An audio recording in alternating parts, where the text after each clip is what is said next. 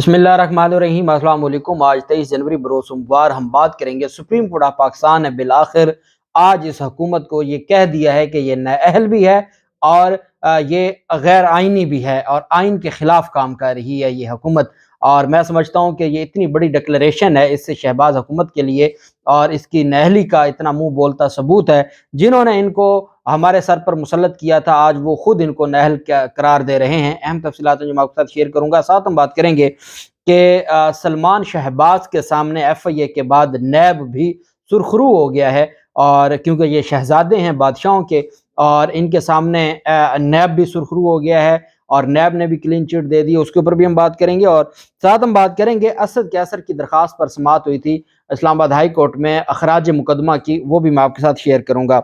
Sania model town case की JIT का आज समाअत होनी थी लाहौर हाई कोर्ट में और जो समाअत के लिए मुकर्रर था 7 रुकनी बेंच के सामने आज, लेकिन वो जो ऑनरेबल जजेस हैं, 2 जजेस के ना होने की वजह से जस्टिस शहबाज रिजवी साहब और जस्टिस मलक शहजाद साहब की अदम मौजूदगी में और रुखसत में होने की वजह से 2 जो जजेस साहिबान थे वो आज नहीं थे, जिसकी वजह से केस को रीलिस्ट कर दिया गया है। केस को रीशेड्यूल अब किया जाएगा, नई तारीख मुकर्रर की जाएगी। अब आप इसको मोहसिन नकवी की जो तैनाती है और मोहसिन नकवी की तैनाती के बाद जो एक ख़ास तरह की मेहरबानियाँ हैं, आप ये भी कह सकते हैं कि दोबारा मेहरबानियाँ शुरू हो गई, क्योंकि हमने देखा कि जब इम्पोर्टेड ये रजीम चेंज ऑपरेशन हुआ था तो उसके बाद 8 माह तक ये केस समाअत के लिए मुकर्रर ही नहीं हुआ था और परवेज़ इलाही की हुकूमत आने के बाद ये मामला फिर दोबारा चल पड़ा था। तो अब ये दोबारा क्या रुकने जा रहा है। और पहले भी जब ये केस रोकना था तो ऑनरेबल जो जजेस थे वो रुखसत पर ही थे। तो अब देखना ये है कि इसको ऑनरेबल जो लाहौर हाई कोर्ट है, बड़े ही पुर उम्मीद हैं और ऑनरेबल लाहौर हाई कोर्ट ने इसको बड़े तहम्मुल के साथ सुना है। अब देखना यह है कि इसको दोबारा समाअत के लिए इसी हफ्ते मुकर्रर किया जाता है या ये मामला अभी आगे लटक जाएगा, उसकी तफसील भी मैं आपके साथ शेयर करूंगा। फिर बात कर लेते हैं हम जो मामला है असद कैसर का। असद कैसर के अखराज मुकदमा की दरख्वास्त को इस्लामाबाद हाई कोर्ट के जस्टिस जहांगीरी साहब, जो इन दिनों में कानून और आइन के मुताबिक फैसले दे रहे हैं, उन्होंने इस दरख्वास्त को खारिज कर दिया। असद कैसर को इस्लामाबाद हाई कोर्ट से रिलीफ ना मिल सका, अदालत ने उनकी दरख्वास्त मुस्तरद कर दी। जस्टिस तारिक महमूद जहांगीरी ने कहा कि चालान जमा हो चुका है, मामला ट्रायल कोर्ट में ज़ेर इल्तवा है। वकील शेर अफजल एडवोकेट ने मौक़िफ़ पेश किया कि इल्ज़ाम है कि इमरान खान की इमाम पर दफ़ा 144 की खिलाफ वर्जी की गई, जिस पर अदालत ने कहा आप अखराज मुकदमा के लिए आए हैं। वकील शेर अफजल ने कहा कि इल्ज़ाम है कि कारकुनान ने पुलिस को डराया धमकाया, किसी एक शख्स का बयान दर्ज नहीं किया गया जिसे डराया धमकाया गया हो। जस्टिस तारिक महमूद जहांगीरी ने इस्तफसार किया कि क्या किसी बयान में असद कैसर का नाम है, जिस पर स्टेट काउंसिल ने जवाब दिया कि बयान में असद कैसर का नाम मौजूद है, बयान के मुताबिक उसने डराया धमकाया है। वकील शेर अफजल ने मौक़िफ़ अपनाया कि कोई एक शख्स बता दें जो पुलिस के पास गया हो कि मैं खौफजदा हुआ हूं, जिस पर अदालत ने कहा कि यह दलील तो आप ट्रायल के दौरान भी दे सकते हैं। अब आपने देखा होगा मोनस इलाही के खिलाफ चालान जमा हो गया था और जस्टिस असद जवेद घुराल साहब ने चालान जमा होने के बावजूद मोनस इलाही के खिलाफ और परवेज़ इलाही के खिलाफ मुकदमा खारिज कर दिया था लाहौर हाई कोर्ट ने। आज जस्टिस जहांगीरी ने, जो ये समझते हैं और जिनका ये फैसला है कि एक ट्वीट पर एक ही मुकदमा दर्ज हो सकता है और एट अ टाइम मुख्तलिफ शहरों में मुकदमा दर्ज नहीं हो सकते, और जिन्होंने जावेद लतीफ़ और जो एमडी हैं पीटीवी, उनकी दरख्वास्त पर ना सिर्फ एडवोकेट जनरल पंजाब को तलब किया हुआ है बल्कि एडवोकेट जनरल खैबर पख्तूनख्वा को भी तलब किया हुआ है। मुकदमा दर्ज होते हैं लाहौर और पेशावर में, कॉग्निजेंस लेती है वो इस्लामाबाद हाई कोर्ट, जो जिसने ये फरमाया था कि चूंकि इस्लामाबाद टूल प्लाजा जो है वो इस्लामाबाद के जुरिस्डिक्शन में नहीं आता, इस वजह से वो अदालत कॉग्निजेंस नहीं लेगी। और वो चीफ जस्टिस, साबिक चीफ जस्टिस ने ये फरमाया था, मौजूदा चीफ जस्टिस ने इन्हीं बुनियादों पर जो दरख्वास्त है आजम सवाती की उसको मुस्तरद कर दिया। और फिर इसी अदालत के जस्टिस जहांगीरी साहब ने कहा कि नहीं, इस्लामाबाद हाई कोर्ट अपने शहरियों के हकूक़ के लिए, भले वो मामला खैबर पख्तूनख्वा में हो या पंजाब में हो, उसके ऊपर कॉग्निजेंस लेगी। उन्होंने उसके ऊपर अहकाम जारी किए। आज वही अदालत ये कह रही है, एक बंदा ये कह रहा है कि मैं साबिक स्पीकर हूँ, मेरे खिलाफ दफ़ा 144 का झूठा मुकदमा दर्ज किया गया है, मुझे जो एग्नी ऑफ ट्रायल है उससे बचाया जाए। اور میرے خلاف جو مقدمہ ہے اس کو خارج کیا جائے۔ میں اس دن اسلام آباد میں موجود نہیں تھا، میں نے کسی کو ڈرانا دھمکانا کیا تھا، اور اس میں جو بیانات ہیں ریکارڈ سارا آ گیا تھا، عدالت کے بعد یہ اختیار تھا، وہ دیکھ سکتی تھی، لیکن عدالت نے مناسب یہ سمجھا کہ نہیں، آپ جائیں ٹرائل کورٹ میں اور آپ کے اوپر فرد جرم عائد ہوگی اور اس کے بعد آپ بریت کی درخواست دائر کر سکتے ہیں، تو انہوں نے درخواست خارج کر دی۔ اسلام آباد ہائی کورٹ نے اسد کیسر کی جو درخواست ہے اس کو خارج کر دیا۔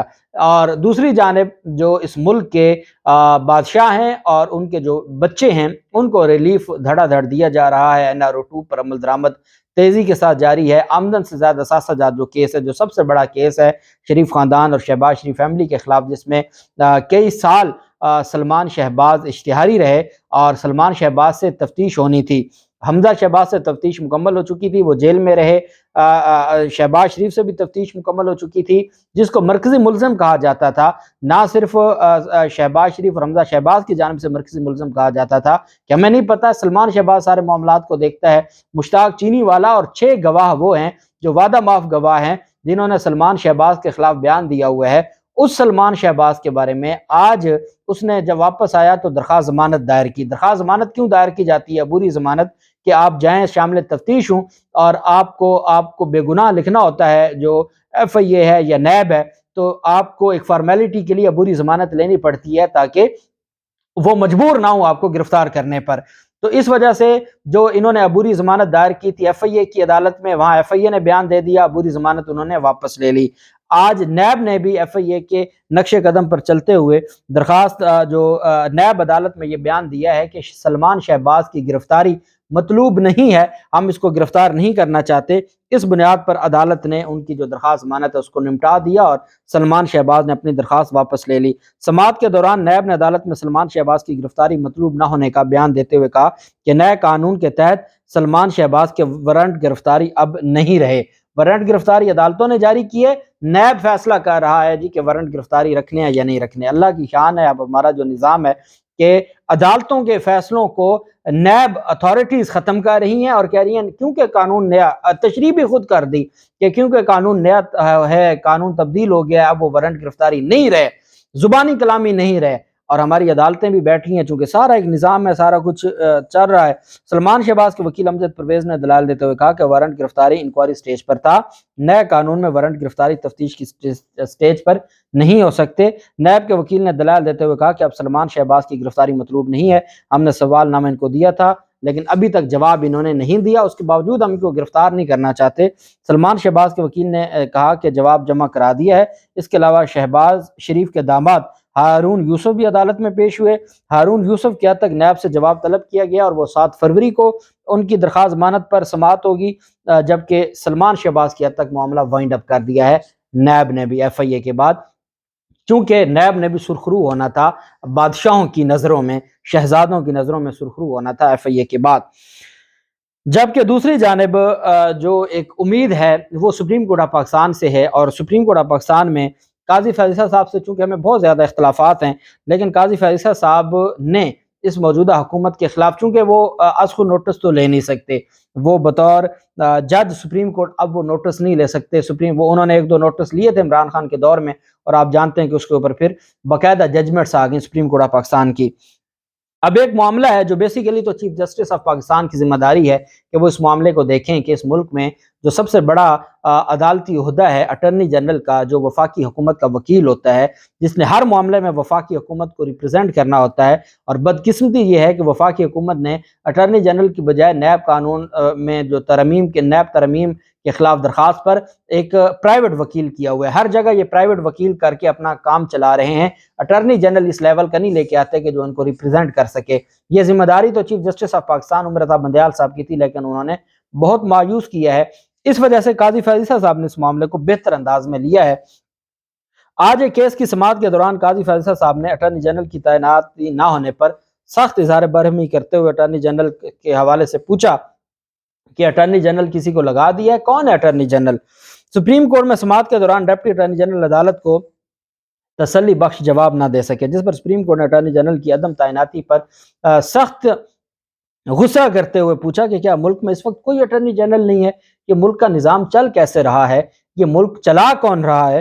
मुकदमे की समाअत के दौरान अटॉर्नी जनरल की अदम तैनाती पर जस्टिस काजी फैसल साहब ने इजहार करते हुए कहा कि ऐसे कह रहे हैं जैसे बहुत मुश्किल आईनी सवाल आपसे पूछ लिया है। सिंपल सी बात है कि भाई अटॉर्नी जनरल इस वक्त कोई एग्जिस्ट करता है या नहीं करता, कोई हुकूमत का या रियासत का भी कोई वकील है या नहीं है, या सारे मुंह उठा के डिप्टी अटॉर्नी जनरल और एडिशनल अटॉर्नी जनरल, जिनका अटॉर्नी जनरल ही कोई नहीं है, वो किससे हदायत लेके अदालतों में पेश हो रहे हैं? आपको तो पेश होना ही गैर कानूनी है।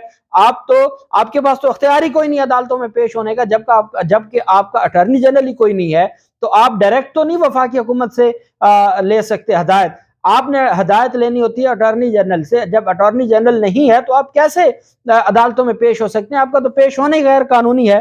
डिप्टी अटॉर्नी जनरल जस्टिस काजी फैसल साहब को अटॉर्नी जनरल की अदम तैनाती पर फिर भी तसल्ली बख्श जवाब ना दे सके, जिस पर जस्टिस काजी फैसल ने कहा कि अदालत ने एक आर्डर किया था, आपने अभी तक इस पर अमल नहीं किया, अभी तक अटॉर्नी जनरल आप तैनात नहीं कर सके।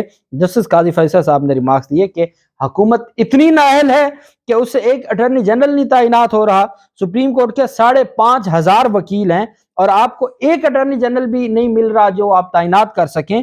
आइन के तहत अटॉर्नी जनरल का ओहदा खाली छोड़ना ये आइन की खिलाफ वर्जी है और हुकूमत मुसलसल आइन को तोड़ रही है और आइन की खिलाफ वर्जी कर रही है।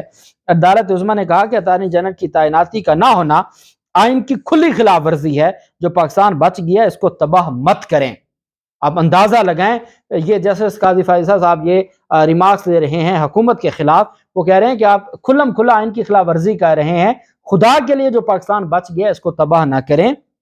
क्या हुकूमत अटॉर्नी जनरल की तैनाती पर बार्गेनिंग कर रही है? किसी के साथ बार्गेनिंग चाह रही है? आपने तमाशा बनाया हुआ है और आपने पूरे निज़ाम को तबाह बर्बाद कर दिया है। जो काजी फैसल साहब हैं उनकी जानिब से ये कहा गया कि आप जानते हैं कि जब अटॉर्नी जनरल नहीं होता तो जो आप डिप्टी अटॉर्नी जनरल या एडिशनल अटॉर्नी जनरल अदालतों में पेश हो रहे हैं, आप पेश ही नहीं हो सकते। आपका पेश होना ही गैर कानूनी है। अटॉर्नी जनरल की हदायत के बगैर मातहत वकला का पेश होना खिलाफ कानून है। आप कैसे पेश हो सकते हैं? आपको कोई पूछने वाला नहीं है, आपको कोई चीज़ों को देखने वाला नहीं है। काजी फैसल साहब ने कहा, आपको बड़े प्यार से अदालत ने कहा था अटॉर्नी जनरल तैनात करें। अब लगता है कि आपको प्यार की जुबान समझ नहीं आ रही। अदालत हुकूमत ना सिर्फ अपनी नाअहली साबित कर चुकी है बल्कि वो आइन की खुल्लम खिलाफ वर्जी भी कर चुकी है। जाके आज हुकूमत को बताएं अगर अटॉर्नी जनरल आपने अगले दिनों में तैनात ना किया तो फिर हम मजबूर हो जाएंगे वो फैसला देने पर जो शायद आपकी हुकूमत है वो बर्दाश्त ना कर सके। बहरहाल काजी फैसल साहब ने 2-3 चीज़ें आज क्लियर कह दी हैं कि जो मुल्क बच गया खुदा के लिए इसको बर्बाद ना करो। और उन्होंने साथ ये भी कह दिया कि जो हुकूमत है ये आइन की खिलाफ वर्जी भी कर रही है और ये नाअहल भी है।